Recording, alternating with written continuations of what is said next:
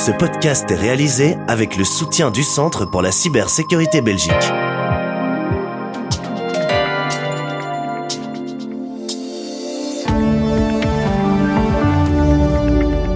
Voici Z sur 7, votre podcast quotidien. Aujourd'hui, nous sommes vendredi 29 novembre et votre podcast du jour est animé par Béatrice Marlier.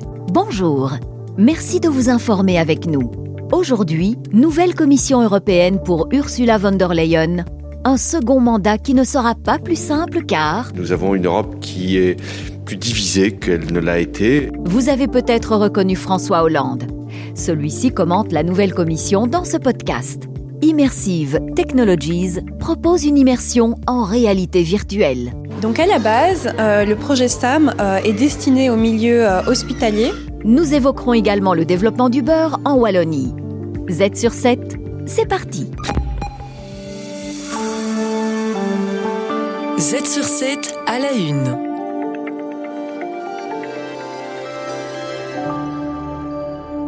La Commission européenne a obtenu ce mercredi son approbation finale par une majorité étroite. 370 voix pour, 282 contre et 36 abstentions. Un écart aussi réduit n'avait pas été observé depuis 1995.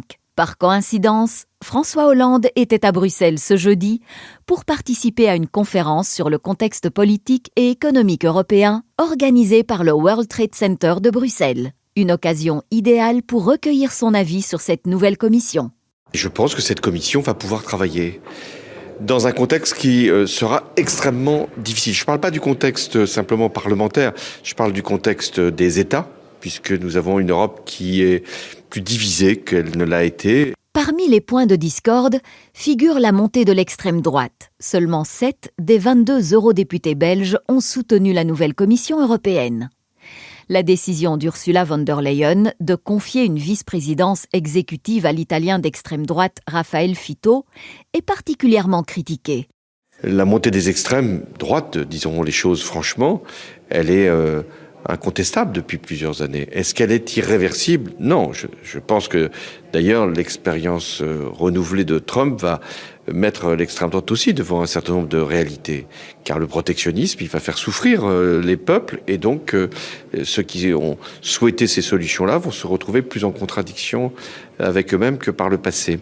Le protectionnisme de Donald Trump sera, selon François Hollande, l'un des principaux défis auxquels l'Europe devra faire face dans les années à venir. On va avoir donc un ralentissement économique en Europe, en Chine, et un renchérissement de l'inflation. Parce que le protectionnisme, c'est plus l'inflation. Alors, est-ce que l'Europe regarde béatement ce qui va se produire, ou au contraire, est-ce qu'elle montre un certain rapport de force ? Pour l'ancien président français, cela nécessite l'adoption de mesures européennes visant certaines entreprises américaines dominantes sur le marché européen. De son côté, Ursula von der Leyen a assuré que cette nouvelle Commission européenne ferait de l'Europe une référence en matière de compétitivité. Une promesse jugée insuffisante par François Hollande.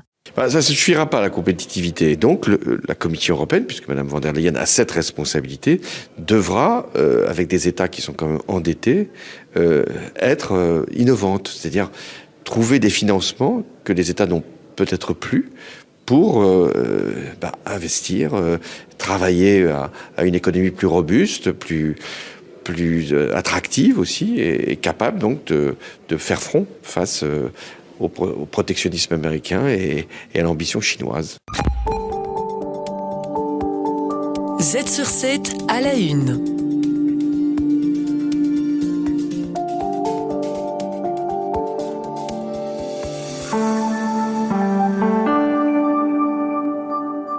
Uber est présent à Bruxelles depuis 10 ans, en Flandre depuis 4 ans et depuis le début de l'année en Wallonie. Jusqu'à présent, le service était limité à quelques villes, mais cette situation est sur le point d'évoluer. Laurence Litz est le général manager d'Uber Belgique. Jusqu'à présent, on était actif en Wallonie dans les 4 grandes villes, Charleroi, Liège, Namur et Mons, uniquement avec des taxis de station, c'est-à-dire des taxis traditionnels au prix du taximètre. Ce que la région wallonne fait maintenant, c'est qu'elle met à jour sa réglementation. Cette nouvelle réglementation entre en vigueur le 1er décembre prochain. Uber s'apprête à déployer son service UberX sur l'ensemble du territoire wallon. Les chauffeurs détenteurs d'une licence de taxi auront la possibilité d'utiliser la plateforme américaine. La réglementation crée une nouvelle catégorie de taxis qu'on appelle les taxis de rue et donc il y aura plus de chauffeurs et donc plus de disponibilité pour les passagers. 2, les prix seront plus bas. Aujourd'hui, c'est le taximètre qui fixe le prix. Demain, ce prix pourra être fixé à l'avance dans l'application et donc ce sera plus abordable pour les passagers. L'utilisation de la plateforme par les chauffeurs implique évidemment un coût. Une tarification variable, pouvant atteindre 35%, est appliquée, ce qui suscite des critiques chez certains utilisateurs. Pour attirer de nouveaux conducteurs, la compagnie américaine prévoit toutefois de faire un geste commercial. Alors en général, notre commission est de 25%, c'est ce que nous pratiquons à Bruxelles et en Flandre par exemple, mais pour le lancement, nous pratiquerons une commission réduite de 5%. Il reste difficile d'obtenir des chiffres précis sur la fréquentation de la plateforme. Uber Belgique compterait environ 2500 chauffeurs à Bruxelles et 1500 en Flandre. En Wallonie, leur nombre serait nettement plus réduit, avec une petite centaine de conducteurs actuellement. Z sur 7 à la une.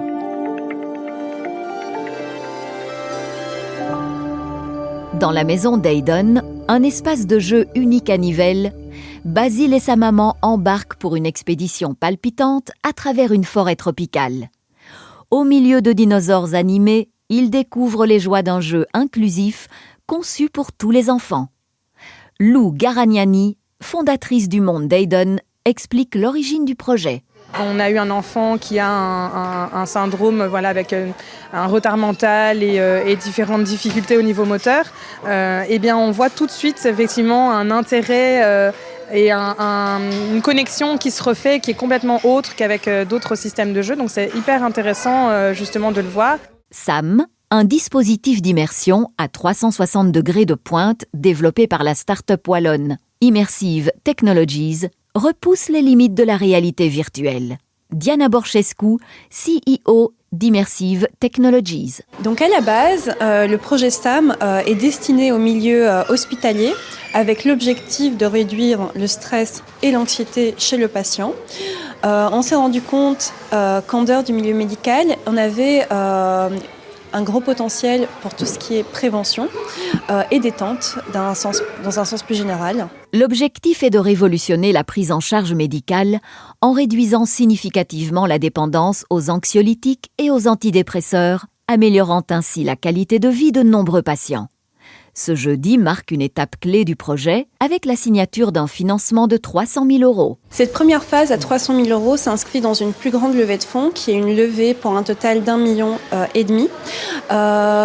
qui nous servira principalement donc déjà aujourd'hui à pouvoir breveter notre propriété intellectuelle, mais aussi à mettre en place et à valider la stratégie de commercialisation du dispositif wellness, mais aussi du dispositif médical, tout en validant notre présence sur le marché national, donc le marché belge, et ensuite aller s'étendre plutôt à l'international, au niveau européen.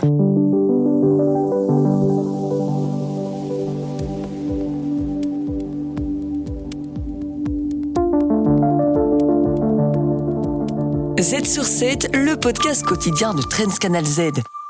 Chaque jour dans votre podcast, vous retrouvez l'expert boursier pour une analyse des marchés financiers mondiaux. Aujourd'hui, nous sommes en compagnie de Christophe De Smet de BNP Paribas Fortis.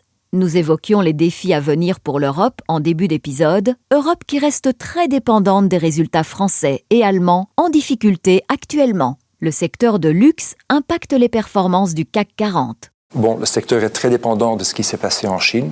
Et là, on a vu qu'il y avait des problèmes de consommation suite à la crise immobilière. Il y a quand même un taux de chômage chez les jeunes qui est absolument élevé, historiquement parlant. À côté de cela, on voit vraiment que les sociétés de luxe anticipent une décroissance du bénéfice en 2025 suite aux annonces de Trump concernant les tarifs douaniers. Bon, il y a de grandes différences entre les Kering, l'ex-Pinot Printemps Redoute, qui a baissé de 40% cette année, et Hermès, qui est en fait une exception, elle a monté de 8%.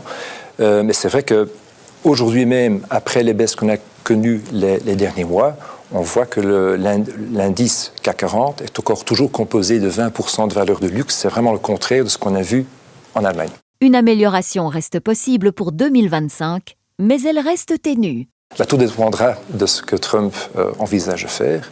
Deuxièmement, il y a quand même une petite lueur d'espoir. On voit quand même de plus en plus une divergence entre ce que la Banque centrale européenne souhaite faire les mois et les trimestres prochains par rapport à la Banque centrale américaine. On connaît une croissance de 2,8% aux États-Unis et on a le plein emploi. En Allemagne, on a vu les chiffres la semaine passée, un PMI inférieur à 50, un taux d'inflation aujourd'hui de 2,4%. On croit que la Banque centrale européenne, il y a plus tendance à croire aujourd'hui que le 18 décembre prochain, il y aura une baisse de 50 points de base, ce que la Banque centrale américaine ne va peut-être pas faire tout au début. Elle est aussi beaucoup plus prudente en ce qui concerne les futures baisses aux États-Unis. Une baisse de 50 points de base en Europe, ça pourrait donner un peu plus d'oxygène au marché, surtout qu'on voit aujourd'hui les États-Unis se payent à 23 fois les bénéfices. En Europe, on est nettement plus bon marché que les concurrents américains. L'économie en mouvement. Le think tank Itinera dévoile les tendances du moment sur le marché du travail et en économie. Marc DeVos, d'Itinera, s'intéresse à la politique climatique mondiale. Lors de la conférence de l'ONU sur le changement climatique, la présidence de la COP29 a présenté un nouveau projet de texte. Celui-ci propose un financement climatique de 250 milliards de dollars par an à destination des pays en développement d'ici 2035. Ce montant ne représente qu'une fraction de ce qui est demandé par ces pays. Le groupe Afrique a d'ailleurs jugé ce montant totalement inacceptable et inadapté pour mettre en œuvre l'accord de Paris, a déclaré le négociateur kényan Ali Mohamed au nom du groupe. Première question. Est-ce que les Jeux sont faits pour la politique climatique multilatérale ? Ça, c'est la question après le sommet raté de Bakou. Contraster la déception de Bakou avec l'euphorisme de Paris en 2015, où on avait conclu des engagements contraignants visant un maximum d'échauffement planétaire d'1,5 degré, avec un pic d'émissions mondiales et un soutien financier des pays riches aux pays plus pauvres. Ce monde de 2015 n'existe plus. Les 2 élections de Trump, le Brexit, la pandémie, l'Ukraine, le Moyen-Orient, le retour de la lutte entre les grandes puissances, la Chine et les États-Unis, ont changé ce monde. Au lieu du multilatéralisme, nous avons aujourd'hui une géopolitique climatique. La Chine, la Russie, l'Amérique, l'Inde, le Moyen-Orient mobilisent chacun leurs énergies, que ce soit fossiles ou non fossiles, pour leur avenir stratégique, économique et technologique. À la place de la coordination multilatérale, on a l'autonomie stratégique nationale. Au lieu de solidarité internationale, on voit des investissements géopolitiques auprès des pays pauvres, mais surtout alliés. Au lieu d'objectifs climatiques, il y a une course aux armements technologiques. Ensemble, la géopolitique climatique va contribuer à la lutte contre l'échauffement, mais pas de façon directe et pas de façon mondialisée. Deuxième question. L'Europe peut-elle aussi faire de la géopolitique climatique ? Alors il faut se rendre compte que cette géopolitique repose principalement sur le protectionnisme industriel et technologique. C'est très différent du Green Deal européen, qui fait le contraire et qui organise pour l'industrie européenne une désindustrialisation et qui élimine la compétitivité de secteurs en entier en Europe. Le Green Deal de l'Europe vient aussi d'un monde qui n'existe plus.